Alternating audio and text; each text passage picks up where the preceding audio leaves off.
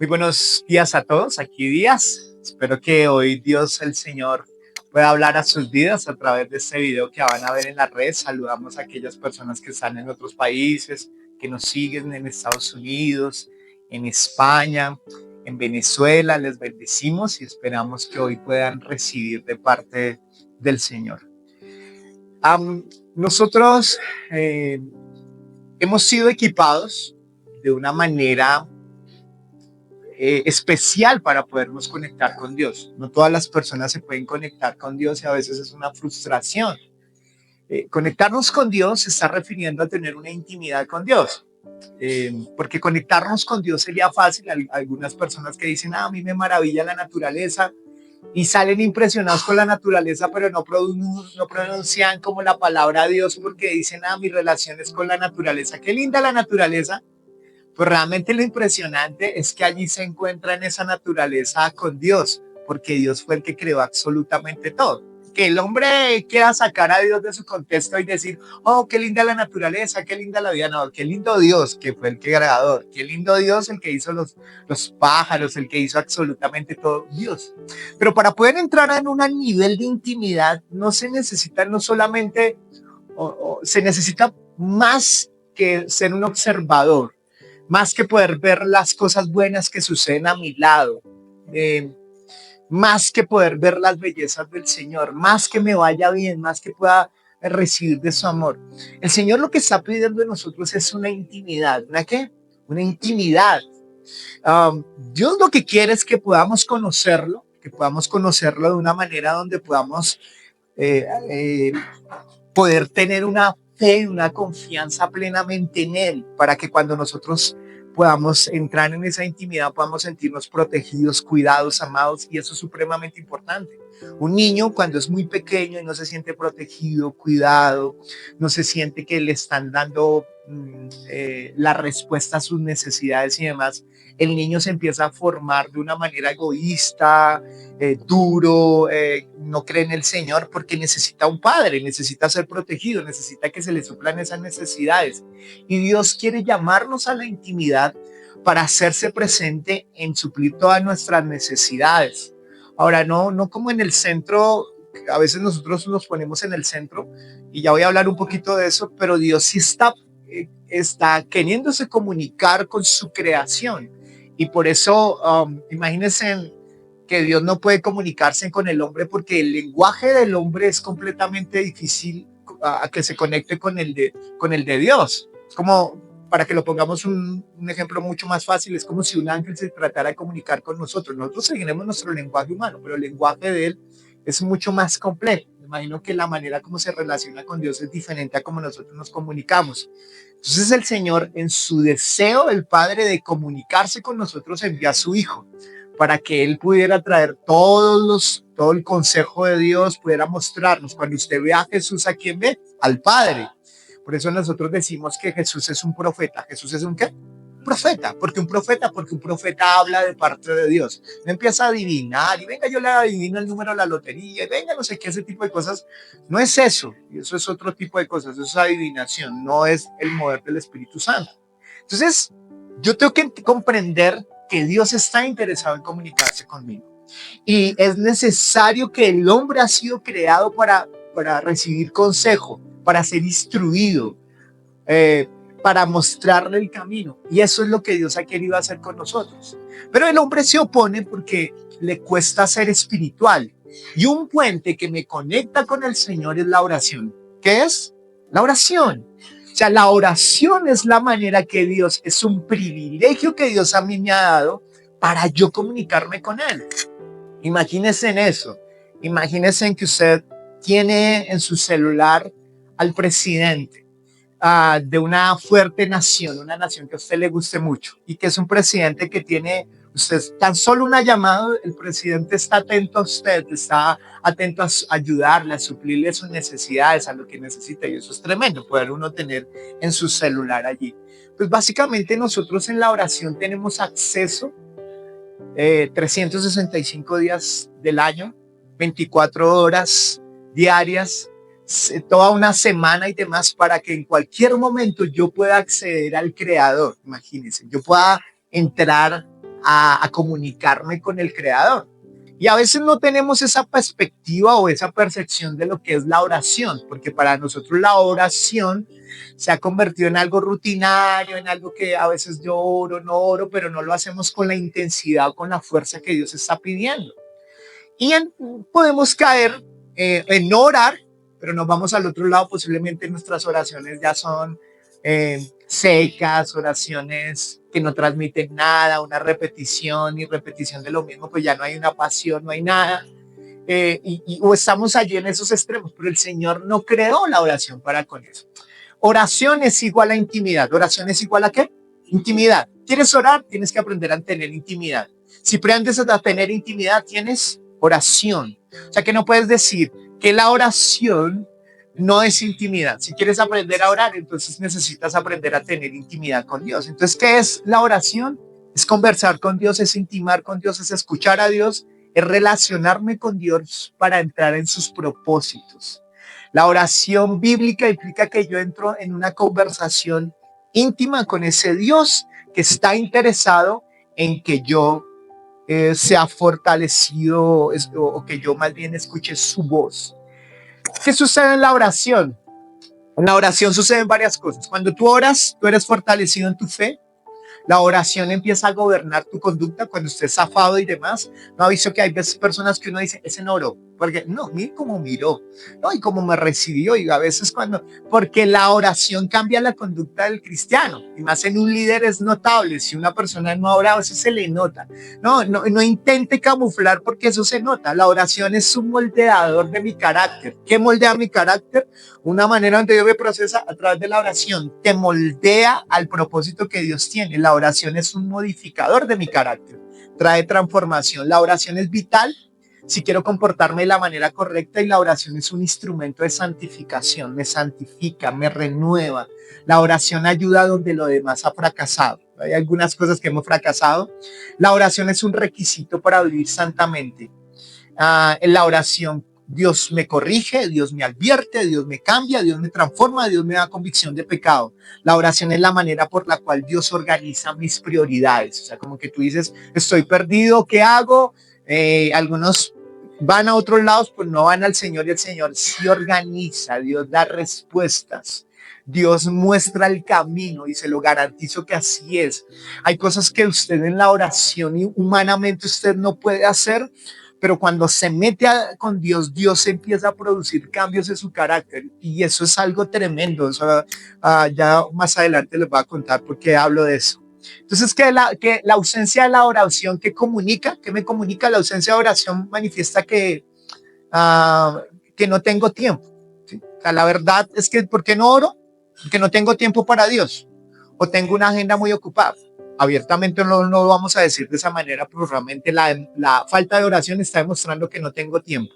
La falta de oración que me está demostrando, cuando oro a Dios solo en algunos momentos difíciles, le estoy diciendo a Dios que soy un interesado. Pues tengo un problema, soy interesado. La oración presupone confianza para los creyentes. O sea, se supone que cuando yo voy a orar, dice la palabra que yo debo ir con la actitud de esperar una recompensa por haber orado.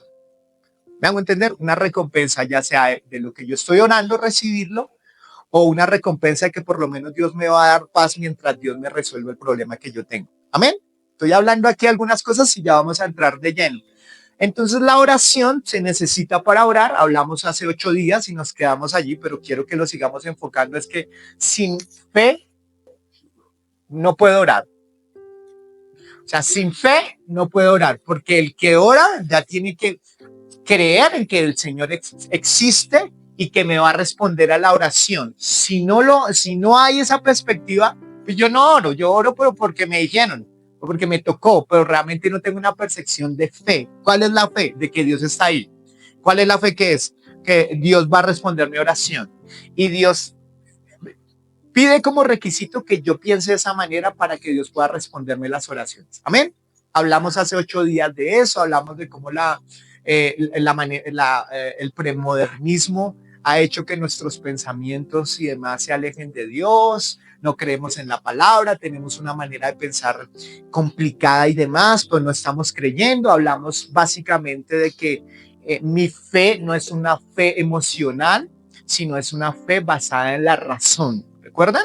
Hablamos sobre la razón. ¿Por qué? Porque nuestra fe no es como, ¿usted por qué creyó? Hicimos una comparación como de Caperucita Roja y uno, pero ¿cuál es la diferencia entre Caperucita Roja y la Biblia? Si usted cree en el lobo feroz y aquí cree también en eso, ¿cuál es la gran diferencia? Hay una gran diferencia, porque la palabra del Señor es comprobable, ¿sí? Es inmutable, es una palabra que no cambia, que es una palabra que nos muestra históricamente cómo Jesús murió y demás. O sea, hablamos un poco de que la palabra del Señor es la verdad que nosotros aceptamos. Amén. ¿Y para qué? ¿Y eso para qué me va a ayudar en la oración? Porque yo ya comprendo quién es mi Salvador, comprendo que Jesús resucitó en medio de los muertos, que mi fe está basada en la resurrección y demás. Entonces mi fe no es una fe hueca o emocional, sino está sustentada por un hecho histórico. Amén. ¿Y eso para qué me ayuda en la oración? Para reconocer, hombre, si esa es la palabra de Dios, el Señor me está diciendo en su palabra que para entrar a orar necesito tener esa confianza plena de que Dios está allí conmigo y que Él me dio un modelo de oración. ¿Él me dio un modelo de qué? De oración. No sé si a usted ha pasado, yo he visto en varios edificios que tienen varios pisos. Generalmente ahorita uno encuentra varias viviendas o apartamentos y uno encuentra, por ejemplo, el salón de niños. Entonces, el primer piso, el salón de niños, en una serie de juguetes y demás para los niños más pequeñitos. Entonces está allí como el lugar ubicado para que no se vayan a maltratar los niños y demás, juegos y demás. Uno puede ir al segundo piso y en el segundo piso está el gimnasio. Entonces ahí está el gimnasio, ahí está las bicicletas estáticas, ahí están las pesas, hay un espacio para hacer danza, o sea, hay muchas cosas porque uno dice, esto es el gimnasio, el piso del gimnasio. Y así sucesivamente podríamos decir que el siguiente piso es el piso de la cocina, y es donde cocinan, es el del restaurante y demás. Cada piso de alguna manera uno no necesita exactamente ver el letrero, pero uno puede llegar a identificar qué hay en cada piso por lo que ve. Amén. Quiero utilizar quiero comparar y utilizar como un edificio el cual le quiero hablar, que es un edificio con 10 pisos. ¿Un edificio con cuántos pisos? Con 10 pisos. Y esos 10 pisos, cuando usted entra, usted puede entrar al primer piso directamente, usted puede coger un ascensor que directamente lo puede llevar a cualquiera de los pisos, ¿de acuerdo? Y lo que quiero enseñarle es que cuando usted entre al primer piso, usted pueda ver y percibir que hay algo en ese primer piso que lo caracteriza y que yo me puedo mover con libertad en ese primer piso. Si entro al gimnasio, yo sé que es un lugar de sudor, de lágrimas, de esfuerzo y demás. Entonces Jesús lo que hace es que Él enseña un modelo de oración. ¿Un modelo de qué? De oración. Y ese modelo de oración básicamente son 10 puntos o 10 particularidades. Esas 10 particularidades están divididas en Dios y están divididas en nuestras necesidades. Amén. Pero lo que queremos hacer a través de esta serie de charlas es que vamos a empezar a mirar cada uno de los pisos para que cuando usted entre a ese piso, usted se pueda mover con libertad y pueda moverse a lo que Dios quiere en medio de la oración. Amén. Entonces lo que hoy vamos a hablar es del piso 1 y el piso 2. Entonces, ¿cuál fue la charla hoy? Hoy estuvimos en el piso 1 y en el piso 2. Y vamos a hablar para que usted pueda, lo que voy a hablar hoy, lo que vamos a empezar a hablar es que usted pueda reconocer esos 10 pisos y que usted pueda entrar, este es el piso tal, este es el piso tal, este es el piso tal, para que pueda comprender. A veces cuando nos metemos a orar pensamos que la oración y yo qué más oro, yo no sé, pero no hay como una percepción. Entonces la idea es que vamos a trabajar 10 pisos. Hoy vamos a iniciar con el piso 1 y con el piso 2. ¿Y cuál es el propósito? Aprender el modelo que Jesús nos dio de oración. Amén. ¿Cuántos me van a seguir con eso? Y vamos a ponerlo en práctica. Bien, entonces yo tengo que comprender lo siguiente. Dice la palabra del Señor que Jesús enseña en Mateo capítulo 6 que habla del sermón del monte y dice cómo es la constitución de Jesús. Jesús, como la constitución de un país, que es lo más importante de un país, establece esas leyes, esa constitución. Jesús establece la constitución de su reino como tal y él habla de la oración. Pero está en Mateo capítulo 6, pero también está en otro pasaje que está en Lucas. Y en Lucas, cuando abordan el tema de la oración, hay algo diferente. En la de Mateo capítulo 6, él dice, y ustedes van a orar de la siguiente manera, pero en Lucas resulta que los discípulos empiezan a impresionarse en algo y ellos tenían una cultura de oración. ¿Por qué una cultura de oración? Porque generalmente ellos tenían que aprender a orar, la Torá y demás les enseñaba a orar, pero estas personas se admiran de Jesús por cómo él ora y le piden a él específicamente o especialmente que por favor les enseñe a orar. ¿No entender? Como si un pastor, yo le dijera a otro pastor, pastor, por favor me enseña a predicar porque yo no sé, porque yo al escucharlo a usted quedo como, wow, me falta muchísimo, y pasó exactamente eso con ellos. Lo que hizo fue que se impresionaron porque Jesús oraba, porque Jesús encontraba, o sea, veían que Jesús oraba y mucho de lo que oraba encontraba respuesta y ellos empezaron a asociar, o sea, él tiene relación con Dios, tiene intimidad con Dios, Dios le escucha, él hace milagros y hace esto. ¿De dónde debe venir su poder o de dónde viene eso? Y ellos lo asocian que viene de dónde? De la oración. Y lo asociaron bien, porque muchas de las cosas que suceden en dónde? En la oración. Entonces, lo primero que debemos reconocer es que el Señor llega y dice allí en su palabra, en Mateo capítulo 6, y da unos requisitos para poder orar antes de entrar en ese modelo de la oración. Lo primero que Mateo capítulo 6 dice, versículo 5 dice, y cuando ores no seas como los hipócritas.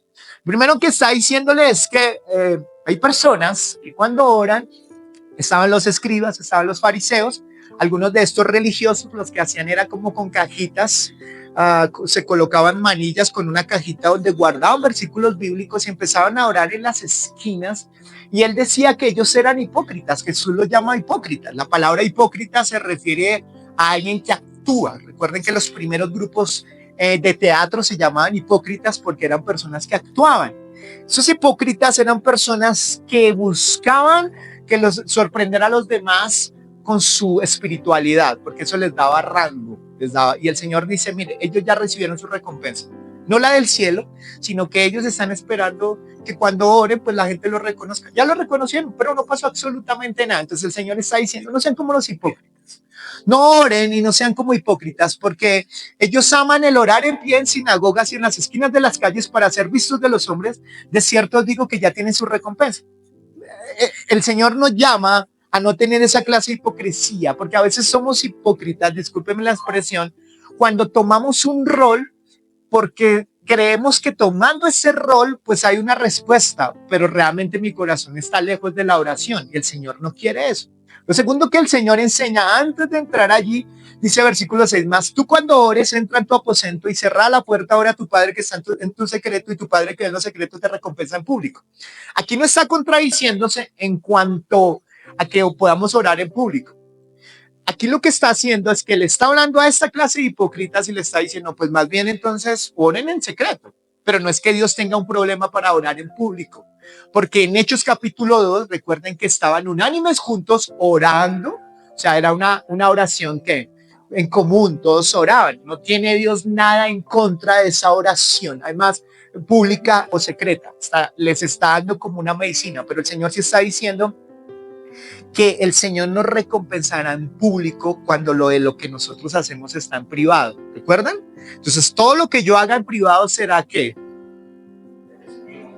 Será exhibido, mostrado, y el Señor está llevándome a que pueda tener una relación íntima con el Señor, pero también a que pueda orar con otro. Lo otro que dice allí, versículo 7, dice, y orando no uséis vanas repeticiones como los gentiles que piensan que por sus palabras son oídos. Importantísimo esto. El Señor está diciendo que yo no use vanas repeticiones. Las vanas repeticiones es cuando yo repito algo, pero las palabras no están allí, ¿sí? Como que usted empieza a decir, no, empieza a decir, me va a ir bien, me va a ir bien, me va a ir bien. Es como 5,000 veces hasta que usted cree que la oración es como que se tiene que mentalizar o mentalizar a Dios como, Dios, yo ya le dije que me va a ir bien y que usted me va a bendecir y me va a bendecir y el Señor sí, me tiene tan loco que sí lo voy a bendecir. No, así no funciona. Sí, como que yo tengo que repetir una y otra vez.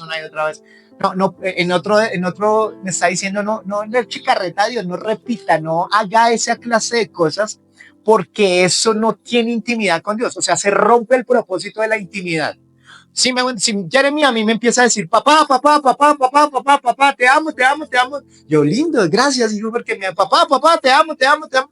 Dice, oh, el chino está loco, se golpeó o algo le pasó, porque ¿cómo me va a decir eso? O me está diciendo todo el tiempo, papá, papá, papá, quiero eso, quiero eso, quiero eso, y todo el tiempo quiero eso, quiero eso. Yo le digo, no, mira, primero tienes que entender que mi relación contigo no se establece por lo que yo te doy, sino es una relación de papá. Y pues la repetición es algo que el Señor le está diciendo a estos discípulos, les está dando, ahora les va a hablar del Padre nuestro, pero le están diciendo, repítalo, Padre nuestro que estás en el cielo santificado, Padre nuestro que estás en... No, Él está dando un modelo, pero ese modelo es ejemplar porque con palabras sencillas nos está dando una profundidad tremenda para orar. Lo que Jesús está haciendo es mostrándole a la humanidad cómo puede tener una intimidad con el Señor y cómo puede recibir respuestas de ese Dios. Entonces el Padre nuestro tiene una profundidad que nosotros no podemos menospreciar y tenemos que darle un valor como Jesús lo hizo. Amén. Entonces, teniendo en cuenta esas tres cosas, ¿cuál? No ser hipócritas, busquemos a Dios en la privacidad y no empecemos a orar con vanas repeticiones. Y orando no sois vanas repeticiones como los gentiles que piensan que por sus palabras serán oídos, ¿no? Vamos a hacer oídos, ¿no? Hay dos personas que están orando en el muro de los lamentos y entonces uno empieza, ay Dios mío, bendíceme, bendíceme, y el otro ahí orando y orando y orando. Entonces el otro ya lo tenía cansado al otro, entonces le dice, mira hermano, yo tomé este dinero y déjeme orar por el Señor, y lo sacó al otro porque estaba pidiendo creo que $10 o $20 y le solucionó el problema, y el otro se quedó orando. No me distraiga Dios, no me lo distraiga. Creo que nosotros muchas veces lo que hacemos precisamente es que utilizamos las palabras elocuentes y tratamos de impresionar a Dios, y el majestuoso Dios poderoso glorificado sea y exaltado, amén, en la gloria del Señor, y toda la iglesia grita amén. Entonces a veces queremos impresionar a Dios y de eso no se trata, de impresionar a Dios. Se trata de tener una intimidad con Dios, amén, pero sin perder la reverencia. Entonces ahora sí entramos de lleno y quiero entonces entrar hoy en el piso 1 y luego entrar al piso 2. Lo primero que debo reconocer es que, bueno, ya lo hablamos, la oración es un modelo donde el Padre me conoce, yo conozco al Padre, donde el Señor me ha revelado de una manera sencilla, pero de una manera fácil, me comunica verdades del Padre, verdades del Señor. O sea, de una manera sencilla puedo comprender y entrar en un nivel mucho más alto. Lo primero que tengo que reconocer es cuando yo entro al primer piso, yo tengo que reconocer, este es el piso del Padre nuestro, es el piso del Padre y del Hijo. ¿Del Padre y de quién? Del Hijo. O sea, cuando entra a ese primer piso, yo tengo que entender entonces que este primer piso está vacío y solamente dice, Padre nuestro que estás en el cielo, y ya se acabó. ¿Y qué está lleno? Está lleno de muchas cosas y de muchas riquezas. Y es lo que vamos a tratar de construir. Lo primero que yo tengo que reconocer que en ese primer piso donde dice, Padre nuestro que estás en el cielo, es primero, no todo el mundo entra. A ese edificio todo el mundo no entra.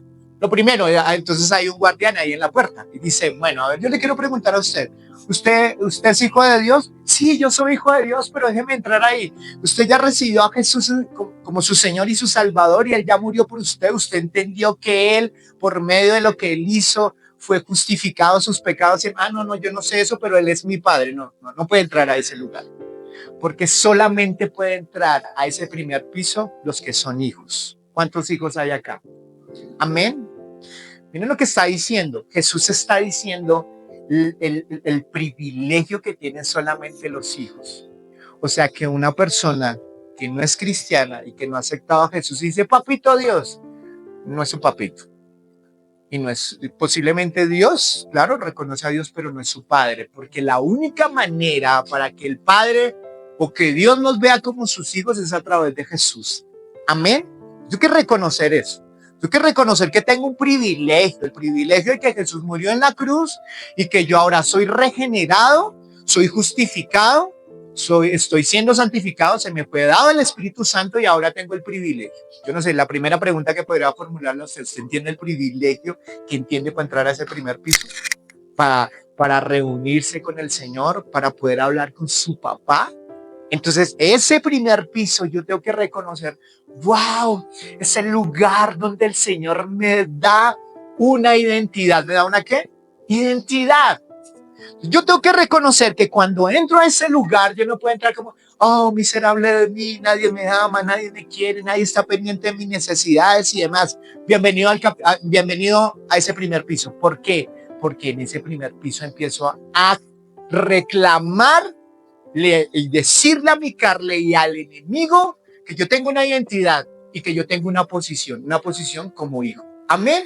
Entonces, cuando entro en ese primer piso y veo Padre Nuestro, entonces ahí es donde yo empiezo a orar mi identidad. Yo soy hijo. Y empiezo a orar, pero si el Padre está conmigo, yo como me siento miserable y me siento, no, entonces empiezo a orar y a guerrear ahí, pero tú eres mi Padre, tú me amas y me has dado privilegios. ¿Me has dado qué? Privilegios. ¿Qué privilegios me ha dado? Primero la palabra me dice que Él es mi Padre y está pendiente de mis necesidades. O sea, me está diciendo, ese Padre se relaciona con nosotros. Primero le rompe la cabeza a los judíos. ¿Por qué? Porque cuando Él les dice a los discípulos, y cuando oren, Padre Nuestro, ellos, no, esperen un momentico. Me imagino que pensaron, porque para ellos hablar de que Dios se convirtiera en su Padre les partía el cerebro. ¿Cómo Dios va a ser nuestro Padre? No. Y además que ellos trataban con mucho cuidado a Dios y siempre hablaban en plural. El Dios de Israel, el Dios de no sé qué, pero que ya viniera una intimidad con ellos. ¡Wow! ¿Cómo? Entonces les parte el cerebro.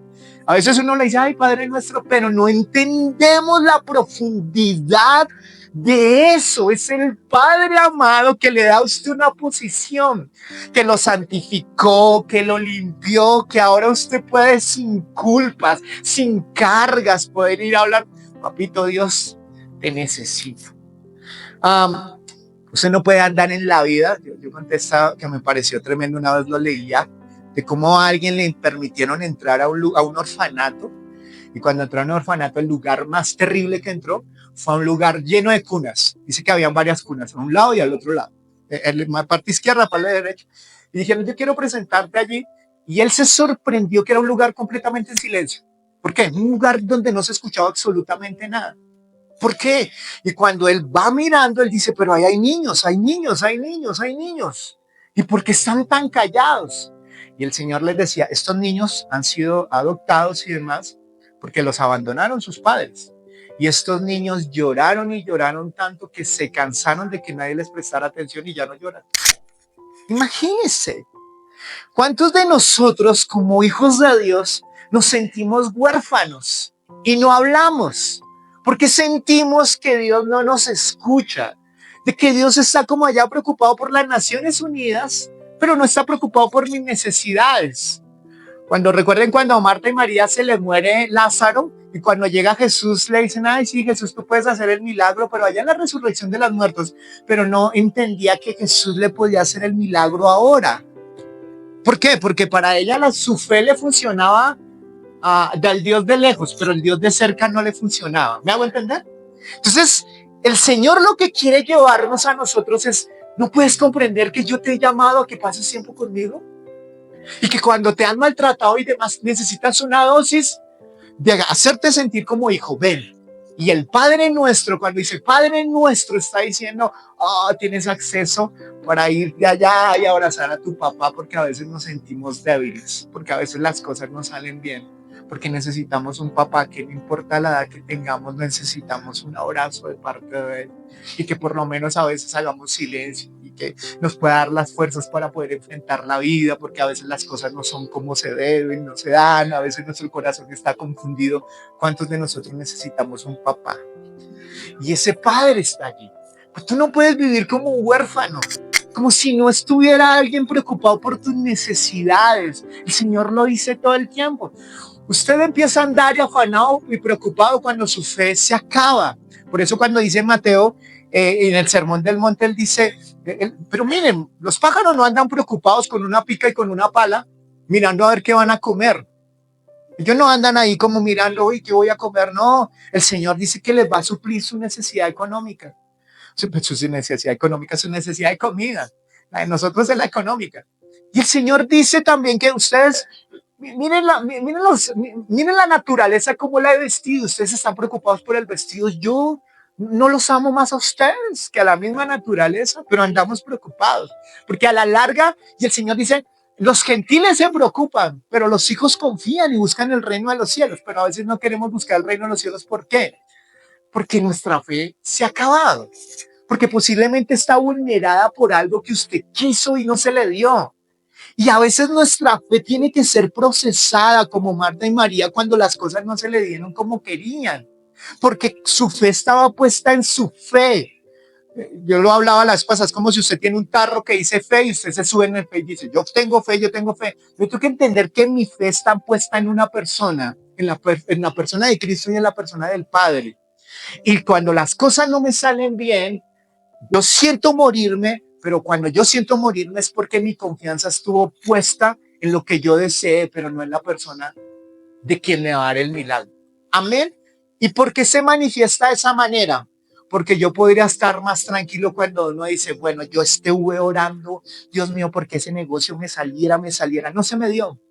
Si está la fe puesta en la fe, va a entrar en un trauma terrible porque no me dice ese milagro nunca sucedió y demás, porque muy de humanos. ¿Cuántos hemos estado en ese lugar? Todos. Pero cuando estás puesta tu fe en el Señor, dice, "No, pero es papá. Y papá sabe cómo hace sus cosas. Y papá, si me cerró esta puerta, yo no desconfío en su bondad, él me va a abrir otra puerta más adelante, porque él me ama". ¿Cuántos dicen amén a eso? Eso es como funciona Jesús. Yo tengo que entender que si él, hay cosas que me limitan, hay cosas que no están bien, yo necesito entender que hay un papá que me cuida, que me ama. Y a veces somos dados a que papá, mira mis sueños, mira lo que yo tengo. Y a veces como que uno siente que le está frustrando los sueños. No es papá actuando. Es papá cerrando puertas, es papá corrigiéndote, es papá formándote el carácter, es papá santificándote, pero nunca puedes dudar de tu papá. Amén. Y cuando tienes esa dosis del Padre, cuando puedes entrar en esa profundidad del Padre, es allí donde empiezas a crecer esa relación contigo. Allí es donde puedes comprenderlo y puedes ver esa manifestación de su poder. Cuando yo estoy en ese lugar, en ese primer piso, yo entiendo que cuando soy hijo, ¿cómo debería ser mi mentalidad de que soy perdonado? ¿Cómo así? Porque a veces uno entra como cristiano con una serie de culpas y culpable y se siente culpable y culpable y culpable, pero como hijo, la identidad o el regalo que Dios me dio fue que yo soy perdonado. Amén. Entonces, cuando entro a ese lugar, puedo entrar, no vengo supremamente cargado, la embarré, pero cuando soy hijo, puedo reconocer que uno de los privilegios como hijo es que soy perdonado. ¿Sí me hago entender? A mí me ha pasado. Como que tú la embarraste, metiste las de caminar y la embarraste. Te metiste allí. Papá, mira, yo te pido perdón por eso y papá te dice, listo, yo te perdono, pues recuerda que eres mi hijo. Porque generalmente cuando usted la embarra, usted piensa que usted no es hijo. ¿Me hago entender? Como yo he tenido que enseñarle eso a mi hijo Jeremy, porque nosotros intentamos siempre que haga lo correcto, que haga las cosas, y resultó en algún momento que mi hijo hizo las cosas mal y se sentía indigno. Y yo le dije, no, papá, yo tengo que decir, y lo miré a los ojos y se lo tengo que decir todavía, tú te vas a equivocar, pero yo no te voy a dejar de amar. ¿Tú la vas a embarrar? Yo la he embarrado, aquí estoy, pero él no me ha abandonado. ¿Cuántos de ustedes, cuando la han embarrado, han dejado de sentir que su papá los ama? Y como que su papá le cerró la cobertura. Hoy la embarraste, hoy te doy la espalda, hijo mío. No actúa así Dios, porque el Padre es fiel. Amén. ¿Saben de lo que les estoy hablando en ese piso? O sea, en ese piso tengo una autoridad, en ese piso soy perdonado, en ese piso yo puedo declarar soy una nueva criatura y entonces como que hay veces necesitan esa dosis de papá cuando por ejemplo te sientes tentado con una persona del mundo, cuando eres soltero o algo así, como que te sientes, entonces a veces um, como la samaritana cuando fue tentada que tenía cuatro maridos, ya llevaba el quinto tinieblo, y ella te intentaba de alguna manera que el amor de otro le supliera su necesidad. El Señor le dice, yo soy la fuente de agua viva, o sea, es lo que te voy a dar vida. Entonces lo que el Señor está diciendo es que tu ausencia de amor paternal a veces se convierte en la necesidad de buscar ese amor paternal en el mundo. Yo he conocido personas, no en todas las relaciones, no puedo aclarar de esa manera, pero veo que a veces hay mujeres o hombres que se meten con personas mucho mayores que ellos y lo que hacen es que no están buscando una pareja, están buscando un papá. Porque no pudieron encontrar ese papá en la intimidad con Dios. Y ese papá es que cuando tú te sientes tentado emocionalmente y tú puedes decir, y te metes en ese primer piso y empiezas a decir, oh, wow, papá está aquí conmigo, wow, me va a proteger, wow, si me llegan a decir que no y no quiere pagar el precio por mí, pues yo no me voy a morir porque el Padre me sustenta, tu manera de actuar cambia. ¿Me hago entender? Cuando tú entiendes tu identidad como hijo, yo soy pastor, soy hermano, tengo responsabilidades, soy maestro, trabajo en varias cosas y cuando yo me las creo, empiezo a tener problemas. Cuando yo digo pero soy pastor y mira estas luchas y mira la otra, ahí empiezo a tener problemas. Cuando empiezo a ser esposo, no, pero hoy esposo y tengo problemas. ¿Por qué? Porque mi identidad no está en ser pastor, mi identidad no está en ser esposo, mi identidad está en ser hijo. Si yo entiendo que soy hijo, eso me da la perspectiva correcta para actuar frente a la vida. Y entonces esa vida, si tengo un trabajo donde me la están haciendo difícil y demás, si yo me siento desprotegido, seguro usted se vuelve un esclavo de ese trabajo, permite que lo manipulen, permite que lo maltraten, permiten una serie de cosas y demás, pero cuando usted es hijo, usted sabe que el padre a usted le da una dignidad y lo trata con mucho amor. Si el papá a mí me trata con amor y dignidad, ¿cómo me van a tratar de esa manera? Eso no es cuestión de orgullo, es cuestión del amor que el padre a mí me ha dado para yo poder decir, no violentes, no me violentes. ¿Me hago entender? Entonces necesitamos esa dosis de ser hijos, de reconocer que somos hijos. Allí yo tengo que reconocer, en ese lugar es donde soy cuidado por mi padre. En ese lugar estoy protegido por mi padre. Estoy protegido, es en ese lugar me siento amado por mi padre. En ese lugar tengo sentido de pertenencia, que lo intenté hablar ahorita, pero ese sentido de pertenencia, tengo que tener ese sentido de pertenencia. Allí es donde el Señor me otorga por propósito y el Padre allí es mi refugio. Y puedo reconocer que Dios es mi Padre. Amén.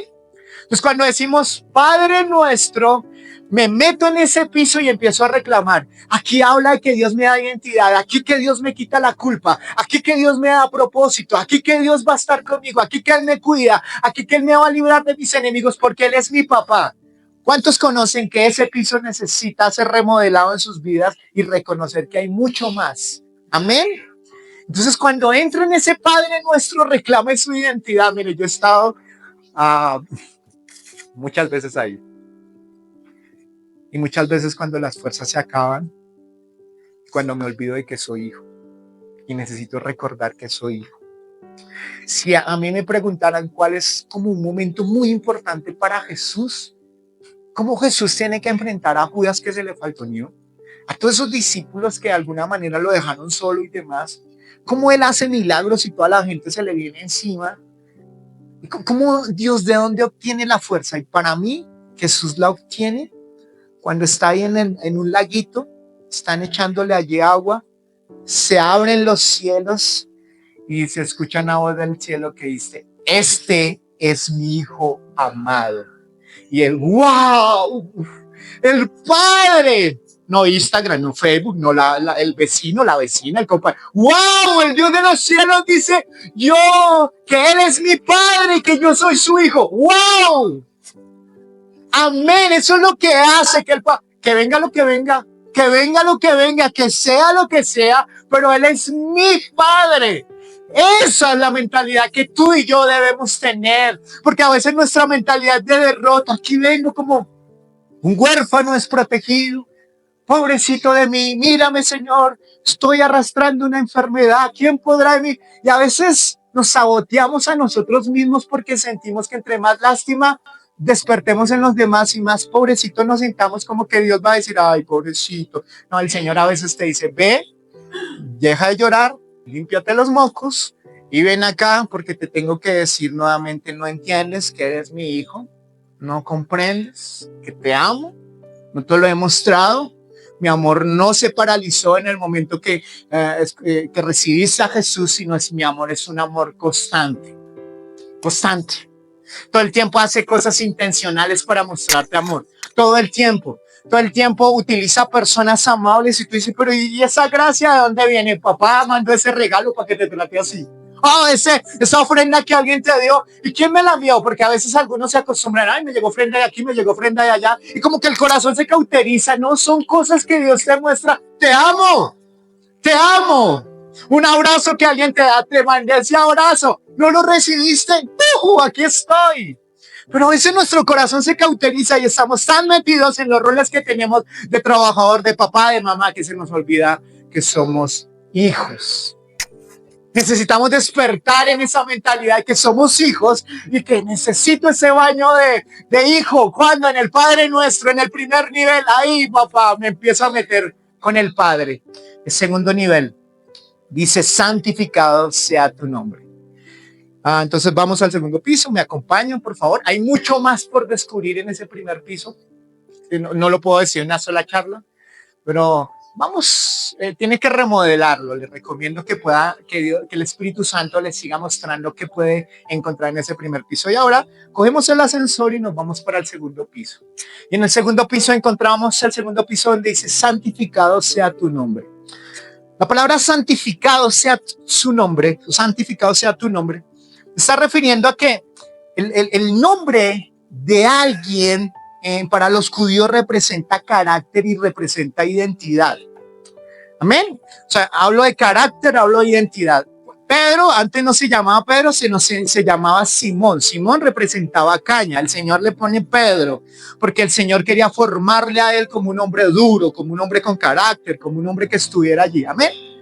El Señor siempre lo hizo, con Abraham le cambió el nombre, o sea, con varias personas lo hizo, y nos muestra la Biblia un poco de esa cultura, pero nos está refiriendo a que cuando dice santificado sea tu nombre, no es mi nombre, sino santificado en este segundo piso. Ese es el título del segundo piso, es que yo tengo que comprender que hay un nombre que se separa de todo nombre. O sea, que usted puede decir Simón, Pedro, Alex, todos los nombres son iguales. Pero hay otro nombre que es completamente diferente y es el nombre de Dios. Algunos no podían pronunciar el nombre de Dios y por eso les cambiaron vocales y demás. Lo más cercano para pronunciarlo era Yahvé, porque para ellos era muy tremendo tener que nombrar el nombre de Dios, porque ellos parecían que era tan santo que no lo podían pronunciar. Cuando el Señor les está enseñando, Jesús, el Padre Nuestro, le está diciendo, Padre Nuestro, identidad, segundo, santificado sea tu nombre, es que yo tengo que reconocer que el nombre de Dios es santo, que el nombre de Dios está separado de todo nombre y que Él es todopoderoso, que todo lo puede y demás.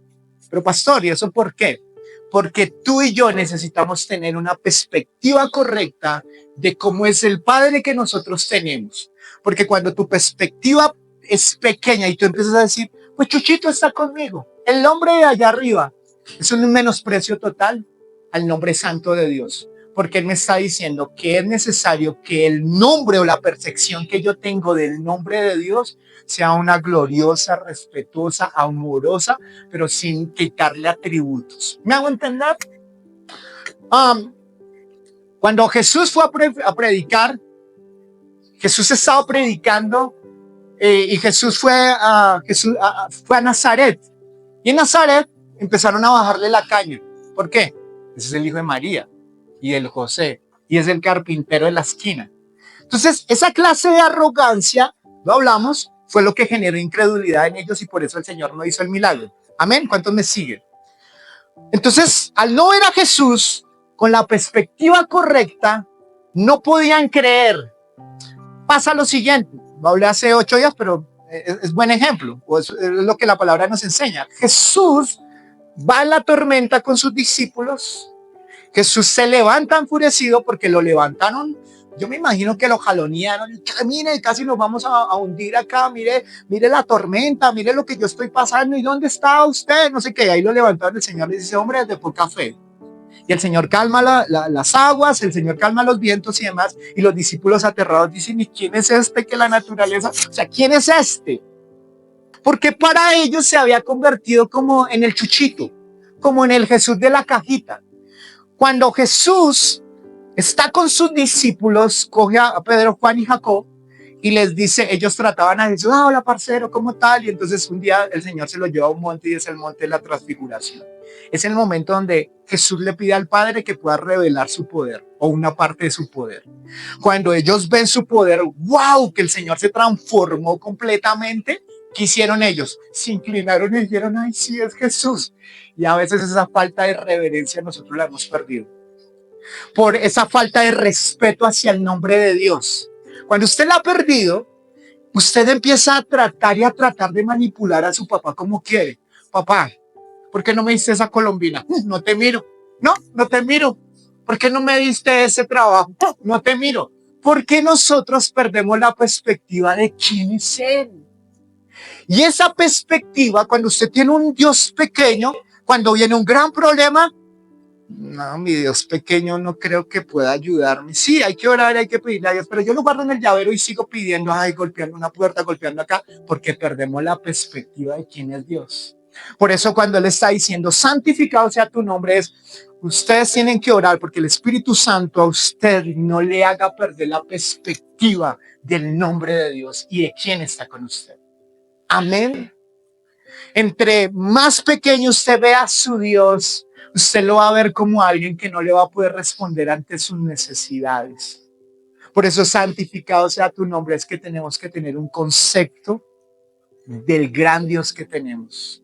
Y que ese Dios no es solamente Dios, es su papá, mi papá, imagínense. O sea, tenemos un gran Dios, pero no lo podemos rebajar al nivel que nosotros queramos. No, mi chuchito, no, mi amiguito, mi papicito, no sé qué. No, yo entiendo cuando es ese momento de ternura que dice que a través del Espíritu Santo decimos, Abba, Padre, me devuelvo al primer piso. Es que me encanta el primer piso.